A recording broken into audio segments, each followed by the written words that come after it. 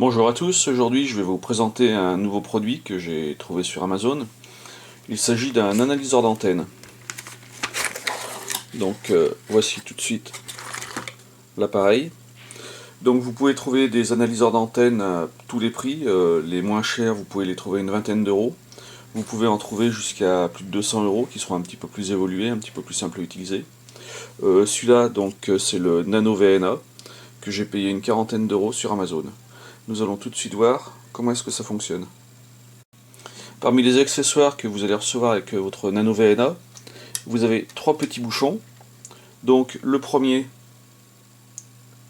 vous voyez, il a le fond blanc. Donc c'est une charge de 50 ohms. Vous voyez celui-là, l'âme et la masse sont reliés. Donc c'est une sorte de court-circuit. Et par contre, vous voyez celui-là, il n'y a pas d'âme, il y a seulement la masse.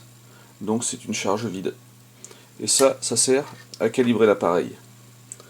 Donc dans un premier temps, pour calibrer l'appareil, on va l'allumer. Vous avez différents affichages, on verra après. Vous cliquez. Donc pour le calibrer, cal, pour calibrer. Ensuite, calibrate. Vous mettez le premier, donc, qui n'a pas d'âme. C'est le open.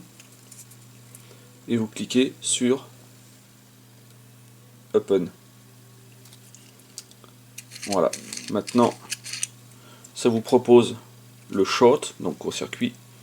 Vous prenez celui qui a la masse et l'âme court-circuité. Et vous cliquez sur short. Ensuite, vous avez load, donc c'est la charge fictive, charge de 50 ohms. Vous la branchez et vous cliquez sur load. Ensuite, back, retour, back, close. Et voilà, votre appareil est calibré.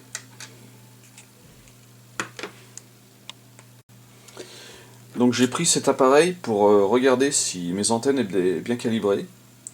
J'ai réglé une antenne 27 MHz avec, donc je vais vous faire voir la manip pour déjà dans un premier temps régler une antenne. Donc j'ai une antenne, il s'agit d'une GP27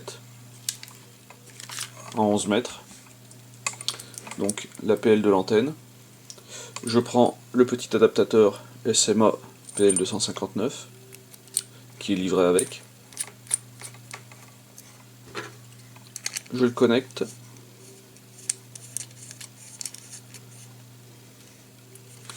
Et là, vous voyez, il y a pas mal de graphes. Donc dans un premier temps, dans affichage, traces, c'est-à-dire les graphiques, je vais choisir la ligne jaune et je la mets en single, c'est-à-dire qu'il ne va y avoir qu'elle qui va s'afficher. Voilà, je n'ai que la ligne jaune qui s'affiche. Maintenant, je choisis son format, donc SWR, pour regarder si l'antenne est bien réglée. Là, on voit une petite ligne jaune en bas, ça ne dit pas grand-chose. Donc maintenant, on va lui définir sa plage de fréquence.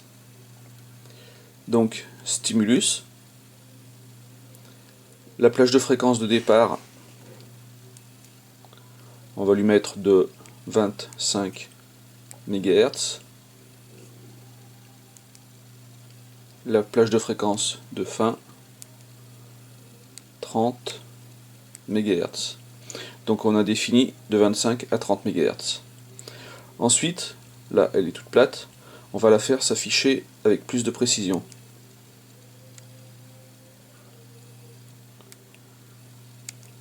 Donc là, c'est dans affichage, scale, donc échelle, la division d'échelle, par défaut c'est par 1000. Donc là, Je descends.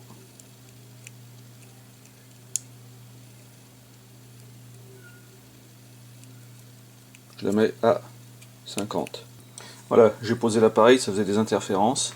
Donc vous voyez bien là le SWR qui est assez haut.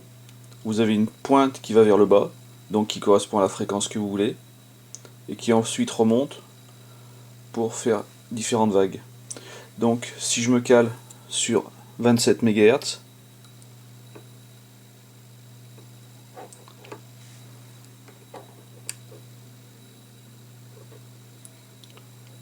là je suis à 27,2 MHz, donc dans le creux, donc mon antenne est relativement bien réglée. Je pourrais légèrement la retailler ou la baisser pour qu'elle aille plus dans le creux, dans les 27-200, 27-300, mais là j'ai pas envie de trop de la retoucher, donc on peut dire que mon antenne est relativement bien réglée pour le 27.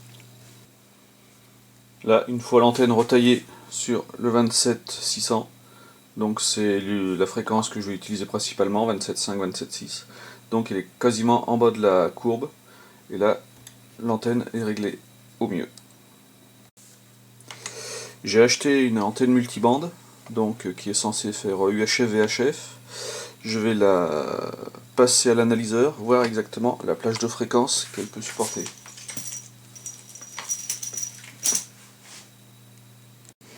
Pour le multibande, on va définir le point de départ, donc 100 mégas. Le point d'arrivée, 500 mégas. Et on voit que ça fait vraiment en dents de scie. Et si on regarde là où elle est le plus bas, là il y a un creux à 296. Donc normalement il est censé faire 144. Si je vais en 144, 148, elle est pas vraiment bonne, elle est sur une pointe. Et par contre, si je veux faire du PMR dans les 440, là donc vous voyez la fréquence, 400, 440. Donc effectivement, il est dans un creux à 440 avec un SWR de 1,11. Et par contre, elle a en 464 encore un creux. Et en 488, encore un creux à 1,10. Donc elle est plus ou moins multibande, mais là où elle serait quasiment le meilleur, c'est en 464 MHz. Donc antenne moyenne pour la VHF et l'UHF. Si par exemple vous trouvez une antenne, là j'ai trouvé une petite antenne, je ne sais pas du tout sur quoi elle est, je ne sais pas la gamme de fréquences qu'elle couvre, donc là pareil, on va la brancher et voir à quel niveau elle a le meilleur rendement. Donc d'après la courbe, là où elle serait le plus bas, c'est en 492 MHz. Si on étalonne avec, on va la faire monter à 900 MHz. Son creux est effectivement à 492, quasiment 500 MHz. Donc c'est une antenne qui peut être utilisée dans les 500 MHz. Après, elle monte très vite. Donc par exemple en 144, 148, elle a un SWR de 1,13.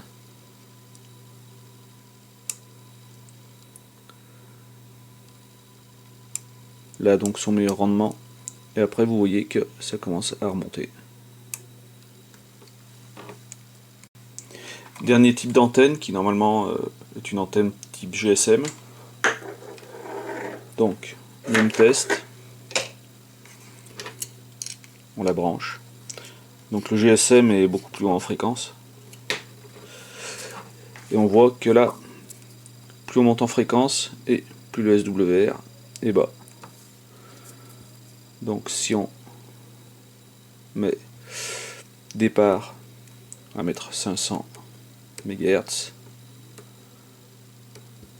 La fin, il me semble que cet appareil ne monte pas beaucoup plus haut que les 900 MHz.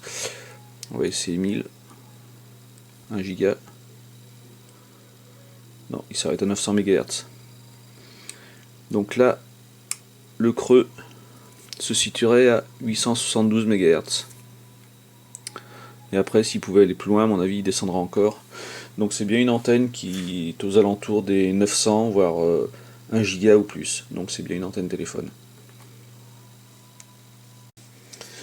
Pour toutes les autres courbes, je vous expliquerai un petit peu plus tard. Là pour l'instant, je suis en phase d'apprentissage de cet appareil, je l'ai reçu hier. Donc vous voyez que à l'arrière, vous avez les différents pictogrammes. Donc cet appareil marche sur batterie, il est totalement autonome. Donc vous avez la charge de la batterie, avec la petite diode LED, la mise en marche, un port USB-C qui permet de le brancher sur n'importe quel appareil, sur un téléphone. Il existe une application sur téléphone mobile pour le gérer, ainsi qu'une application sur PC. Vous avez la molette pour changer les valeurs, et en cliquant, vous validez les valeurs. Vous avez TX, RX, et vous avez différents affichages. Donc tous les affichages, vous avez votre rendement d'antenne, vous avez différents affichages, ça, on verra ça un peu plus profondément. Et sinon, avec le kit, vous avez pas mal d'accessoires. Donc vous avez des petites rallonges, vous avez les bouchons de réglage à ne pas perdre,